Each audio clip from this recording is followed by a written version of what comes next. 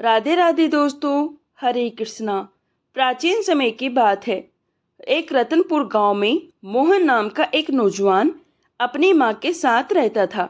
वह बहुत ही गरीब आदमी था, मगर मेहनती भी था। जो उसके मन में आता वह वही काम किए बिना नहीं रहता था।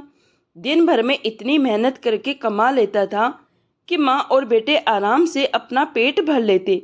माँ चाहती थी कि बेटे का किसी तरह ब्याह हो जाए, परंतु गरीब के घर कौन अपनी बेटी दे, इसलिए मोहन कुंवारा ही रह गया। माँ ही उसे बनाती और खिलाती थी, मगर उसे चिंता भी खाई जा रही थी कि मेरे बाद मेरे बेटे का क्या होगा। मगर होता वही है जो भगवान ने किस्मत में लिख दिया होता है।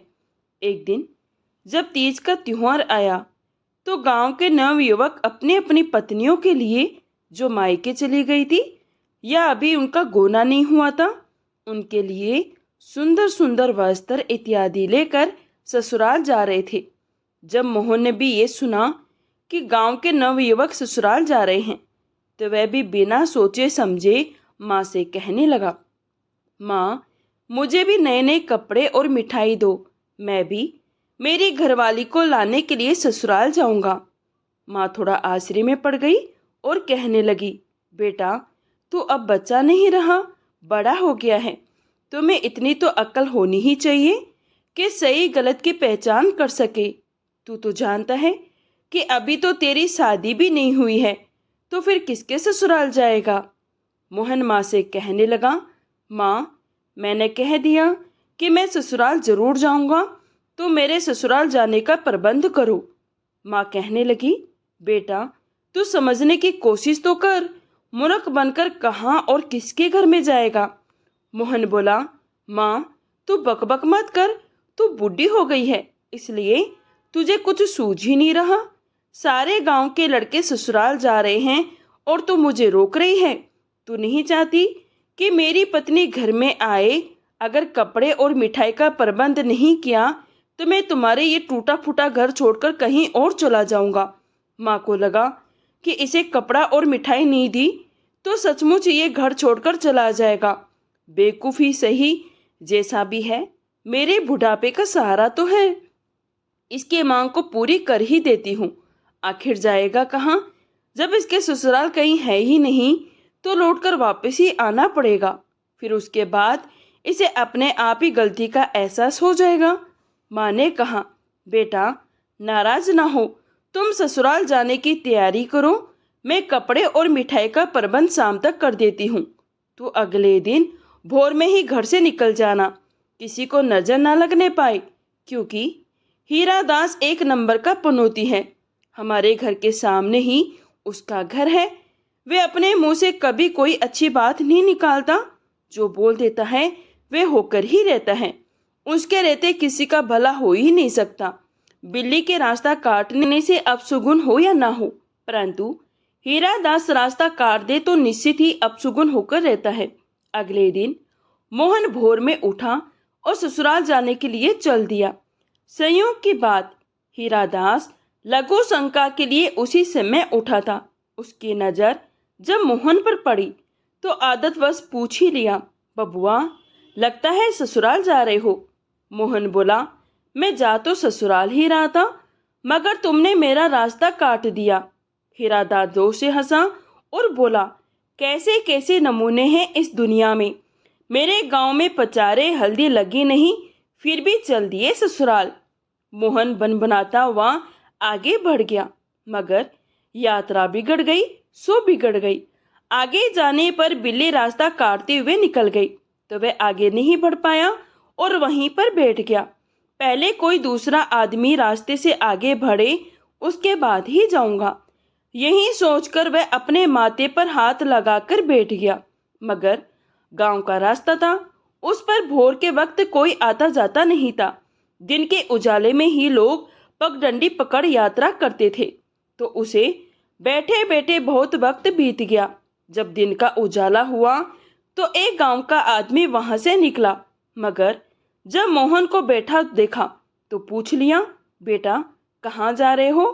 गांव में कुछ लोगों की एक बहुत ही बुरी आदत होती है कि अपने काम से कम मगर दूसरों के काम पर ज्यादा नजर रखते हैं। कोई भी आए जाए उसे जरूर पूछते हैं, कहाँ से आ रहे हो, कहाँ जा रहे हो, किसके घर जाना है, किस लिए जा रहे हो, उसके मित्र हो या रिश्तेदार हो। ऐसे बहुत से सवाल वे एक दूसरे पर दाग देते हैं। गांव में कुछ लोग ऐसे भी बसते हैं जो अपने दुख से दुखी नहीं होते, बल्कि दूसरों के सुख को देखकर उनकी जान निकल जाती है। उस आदमी ने मोहन से पूछ लिया, बबुआ, मोहन कहाँ जा रहे हो? मोहन ने बताया, मैं आपको नहीं बताऊंगा कि ससुराल जा रहा हूँ। वे आदमी भी बहुत ही चतुर था, कहने लगा, बबुआ, अपनी बात किसी को बतानी भी नहीं चाहिए और बिना विवाह हुए ससुराल की बात तो किसी से भी मत बताना, मुझसे भी नहीं। मैंने तुम्हारी बात को सुना ही नहीं कि तुम ससुराल जा रहे हो, और किसी से बताऊंगा भी नहीं कि मोहन बिना विवाह के ससुराल जा रहा है। मोहन बोला, काका, तुम भले आदमी हो, किसी की बात कभी किसी को नहीं बताते हो, और मेरी बात तो जानते ही नहीं हो, तो फिर किसी से कुछ कहना भी मत। वहां से मोहन आगे बढ़ा तो एक सियार उसका रास्ता काटते हुए निकल गया। अब तो मोहन फिर सिर पकड़कर बैठ गया। आज की यात्रा हीरादास ने खराब कर दी। रास्ते में अपशगुन ही अपशगुन होते जा रहा है। ये ससुरे सिहार भी इसी वक्त रास्ते से पार करना था। थोड़ी देर बाद पार करता तो क्या इसकी जात घट जाती। फिर मोहन कुछ देर बैठा रहा कि शायद कोई इस रास्ते से जाए और रास्ते का अपशगुन कट जाए तो वह आगे बढ़े। परंतु धीरे धीरे शाम होने को आई, कोई भी वहां पर नहीं आया। थक हार कर वह तेजी के साथ अब आगे बढ़ने लगा। चलते चलते एक छोटा सा जंगल आ गया। वहां जंगल में लकड़ियां काटने के लिए दो जवान स्त्रियां घूम रही थी, जो आपस में सहेलियां थी। उनमें से एक का नाम बिमला और दूसरी का नाम सुशीला था। बिमला थोड़ी सांवली थी, परंतु बड़ी ही रूपवती थी, तथा सुशीला बड़ी ही सुंदर और गोरी थी। दोनों ही शादीशुदा थी, मगर समस्या उनकी ये थी कि बिमला के विवाह को 10 साल गुजर गए, मगर उसके ससुराल से कोई नहीं आया। वहीं सुशीला के विवाह को 8 साल हो गए थे, उसके यहाँ से भी कोई नहीं आया था। जब उन्होंने देखा कि एक नौजवान लड़का हाथ में थैला लिए इधर ही चला आ रहा है, तो बिमला को मजाक सूझी। उसने नवयुवक से पूछा, किसके घर जाओगे? अब मोहन किसका घर बताता, उसको तो पता ही नहीं था कि किसके घर जाना है। वह चुप रहा। तो बिमला ने वापस पूछा, अरे शर्माते काहे हो, किसके घर जाओगे? हमें बताओ, हम भी उसी गांव की है जिस गांव में तुम जा रहे हो। दोनों स्त्रियों की बात सुनकर मोहन का तो जैसे नशा ही उतर गया। अब उसे आभास हुआ, अरे मैंने तो बड़ी गलती कर दी। मेरा तो अभी विवाह भी नहीं हुआ और माँ के मना करने के बाद भी मैं ससुराल चल पड़ा, परंतु अब जाऊंगा कहाँ? वह उन दोनों से बोला, देवियों, मुझे कुछ पता हो तभी तो बताऊं। दरअसल मैं मूर्खता कर बैठा हूँ। मेरा ना तो विवाह हुआ है, ना ही कहीं ससुराल है। अब समझ में नहीं आ रहा कि अपने इस पागलपन के लिए अपना सिर फोड़ लूं या कुछ करूं। दोनों स्त्रियां पहले तो जोर जोर से हंसी, फिर कहने लगी, कोई जो लगते हो और हमसे मजाक कर रहे हो। मोहन बोला, मैं कोई मजाक नहीं कर रहा, बल्कि बिल्कुल सच कह रहा हूँ। आप लोग जाओ, मैं अब अपने गांव को लौट जाऊंगा। जब दोनों स्त्रियों को विश्वास हो गया कि ये आवश्यकता से कहीं ज्यादा ही सीधा है, तो वे दोनों आपस में बातें करने लगी। बिमला बोली, सखी, ये हमारे बड़े काम का लड़का है। हम यदि चालाकी से काम ले तो हम में से एक का कल्याण हो ही जाएगा। युवक बड़े ही सरल स्वभाव का है और आवश्यकता से अधिक सीधा भी है। ऐसा पति हर स्त्री के नसीब में नहीं होता। हम इसे तुम्हारा पति बनाकर घर ले चलती है तो तुम्हारा काम बन जाएगा। सुशीला बोली, बहन, मैं चाहती हूँ तुम इसे अपने घर ले जाओ और अपनी माँ को समझाओ। बिमला बोली, नहीं, मैं तुम्हारी पक्की सहेली हूँ, मेरा दुख तुमसे देखा नहीं जाता, अतः मैं शुरू से आखिर तक तेरी मदद करूंगी। तू हाँ करे तो मैं युवक से बात करूं। सुशीला बोली, तू मुझसे हाँ क्यों करवा रही है? मेरे दिल की बात तू खुद पढ़ लेती है। बिमला युवक से कहने लगी, तुम घर से तो ससुराल के लिए निकले हो, फिर बिन दुल्हन के कैसे जाओगे? तुम्हारी तो गांव में नाक कट जाएगी। मोहन बोला, देवियों, सच्चाई तो हर किसी को स्वीकार करनी ही पड़ती है। अब सच्चाई यही है कि मेरा विवाह नहीं हुआ, तो अब क्या नाक का कटना और क्या नाक का रहना। बिमला बोली, अगर तुम मेरी बात मानो तो अपने घर दुल्हन को लेकर ही जाओगे। ये मेरी सहेली है जिसका नाम सुशीला है। इसके विवाह को 8 साल गुजर गए हैं, परंतु इसके ससुराल वाले कहीं मर गर गए हैं। आज तक नहीं आए ये पूछने की मर गई या जिंदा है। अगर तुम चाहो तो मेरी सहेली को नई जिंदगी दे सकते हो। मोहन बोला, देवी, ये तो मेरे ऊपर बड़ा ही उपकार होगा, परंतु देखना कहीं मैं किसी संकट में न फंस जाऊं। बिमला बोली, तुम्हें सिर्फ एक काम करना है, तुम सिर्फ मौन रहोगे, मैं जो कहूंगी उसी की हाँ करते जाओगे, बाकी मैं सब संभाल लूंगी। सहेलियों के घर जाना तो उसके पहले माता पिता के पैर जरूर छू देना। किसी तरह आभास मत होने देना कि तुम इसके पति नहीं हो। दोनों जल्दी से मोहन को लेकर घर आई, चूंकि सारा मामला बिमला को ही संभालना था। सुबह अपनी माँ से बोली, माँ, मैं सुशीला के घर जा रही हूँ, रात को नहीं लौटूंगी, आप मेरा इंतजार मत करना। घर में सिर्फ उसकी माँ ही थी, उसके पिता नहीं थे। वे ज्यादातर समय सुशीला के घर बिताती थी। सुशीला भी अपने माता पिता की इकलौती संतान थी। बिमला मोहन को लेकर के सुशीला के घर आ गई और कहने लगी, काकी देखो तो कौन आया है। आज 8 साल बाद पहनुआ को हमारी सहेली की याद आई है। मोहन ने भी तुरंत बुढ़ा और बुढ़ी के पैर छू लिए। बिमला ने बताया, काकी ऐसे पहनुआ को फिर दोबारा आने का भरोसा मत करना, बल्कि मेरी सहेली की विदाई सुबह इसके साथ कर दो। ये पुरुष बड़े मतलबी होते हैं, जब तक इनके साथ स्त्री ना हो ये शंख घोड़े की तरह चौकड़ी मारते फिरते हैं। तुम रात में ही इसका प्रबंध करो और सुबह ही विदाई कर दो। रात को मोहन खा पीकर सो गया। सुबह में बिमला ने आकर ही जगाया, अरे सोते रहोगे या जागोगे भी? कहीं कोई बात बिगड़े इससे पहले ही सहेली के साथ निकल लो।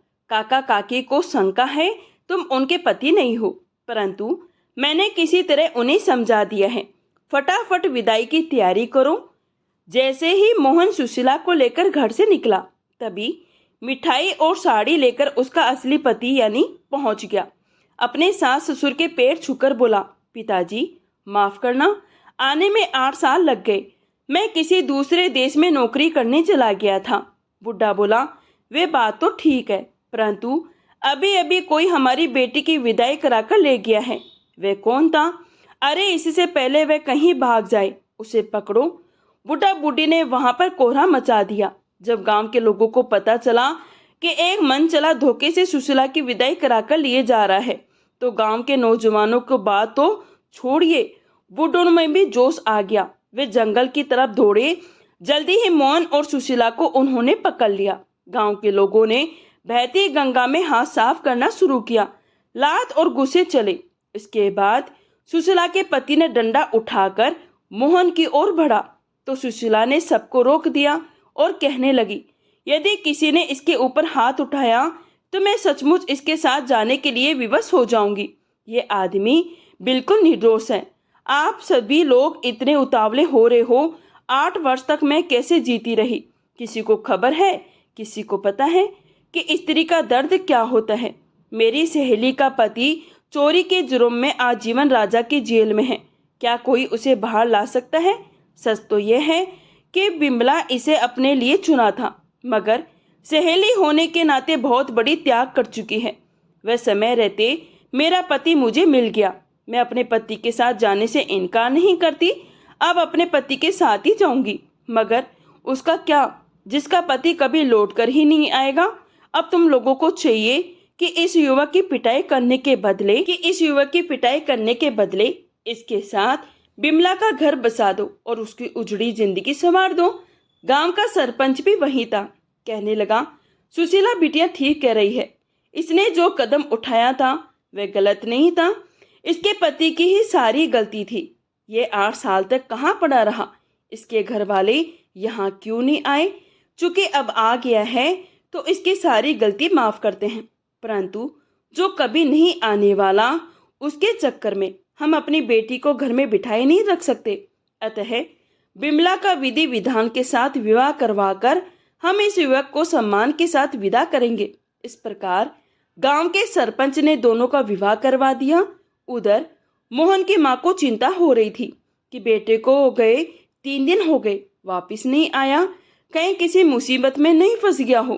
परंतु जब घर से बाहर देखा तो उसकी आंखें फटी की फटी रह गई।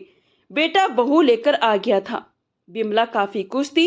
मन से तो उसने मोहन को चुन लिया, परंतु सहेली के लिए त्याग कर दिया था। बिमला के त्याग को शायद भगवान ने भी देख लिया था। ऐन मौके पर उसके पति को भेज दिया। वे अपने पति के साथ चली गई। बिमला अपने भोले भाले पति के साथ खुश थी। इस प्रकार गरीब की बेटी का कल्याण हो गया। अगर आपको ये कहानी पसंद आई है तो प्लीज चैनल को लाइक करें, शेयर करें और सब्सक्राइब करें। राधे राधे, जय श्री कृष्णा।